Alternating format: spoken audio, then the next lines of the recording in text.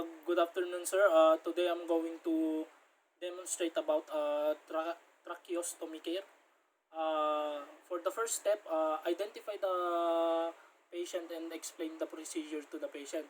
This is to know the right patient, and gain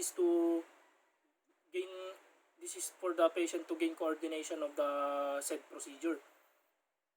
And next is perform hand hygiene. This is to minimize the microorganism.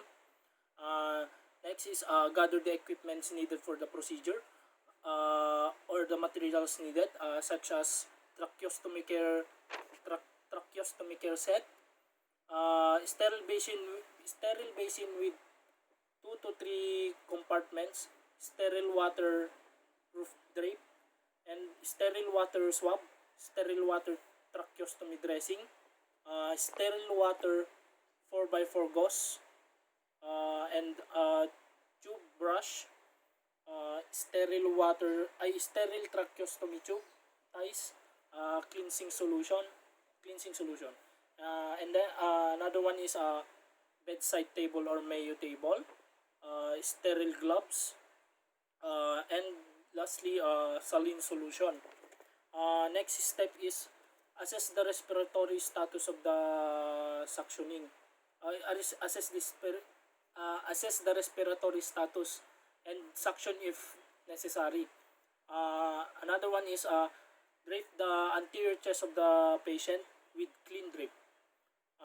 Next is open sterile saline solution, open tracheostomy care set, and don the sterile gloves. Next is set up the sterile field. Fill up compartments of sterile basin with saline solution using the non-dominant hand.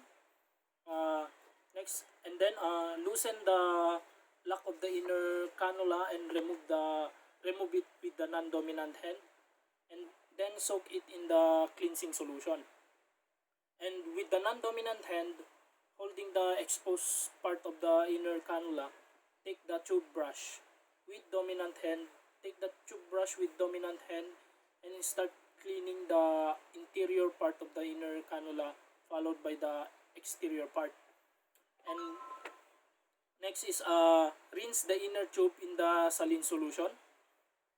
Place the inner cannula over the 4x4 gauze or drying and place back the inner cannula into the outer cannula of the tracheostomy tube, and remove soiled tracheostomy dressing and assess the stoma. Soak a swab with saline solution and carefully clean the surrounding of the stoma. Pat dry with another swab. Apply the new tracheostomy dressing, and next is to change the tie insert of the new tie at the neck place. And then carefully place the ends around the neck. And insert one end at the neck plate and do double loop or square knot. Cut loose ends of the tie. Untie the soiled tracheostomy tie, remove and discard. And then reassess the patient. Do aftercare and perform hand hygiene, and document the procedure of tracheostomy care to the patient, to the